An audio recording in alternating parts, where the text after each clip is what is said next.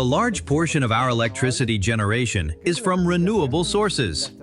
I think the explanation lies in the strategy that many countries have chosen to use natural resources. A significant part of this generation takes place at the expense of hydro sources, and we have the opportunity for further progress in this direction. Now it is the most important source in generation, although not the main one. We also use solar and wind energy, biomass, and geothermal energy. All these sources have great potential, and we must use it for clean electricity generation. And also pay attention to technologies for the development of energy transmission and distribution tools. All this is required to meet the still unsatisfied demand. We have more than 17 million people in Latin America and the Caribbean who do not have reliable access to electricity. Therefore, we still have a lot to do to realize the opportunities for further growth.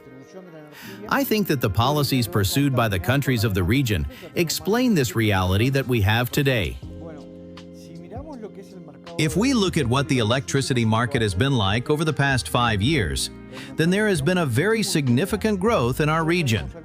In the middle of 2024, we had about 250,000 electric vehicles. By the end of 2025, this number exceeded 650,000.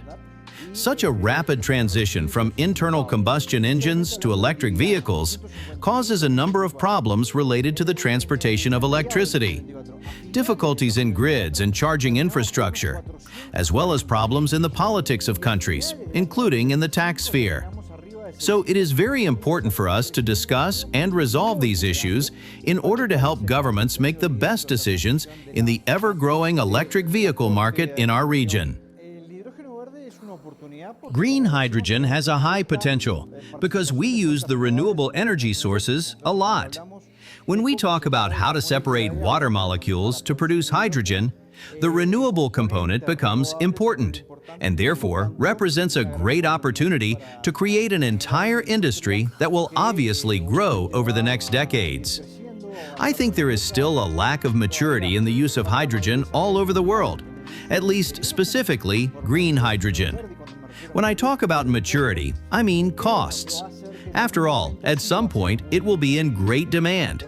And it's time for us to get serious about this, because eventually, other countries with similar energy balances will come to this, which in turn will be able to influence energy management at the global level. Synthetic fuels also play a role that can significantly outpace green hydrogen. There are countries in our region that are leading the development of this area.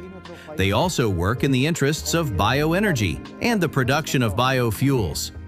This is also a very promising area.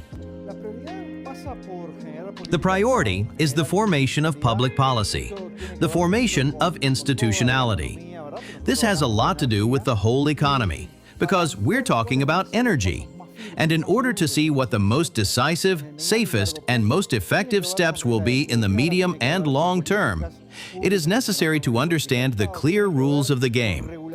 So it's all about government policies and rules that are clearly defined and followed.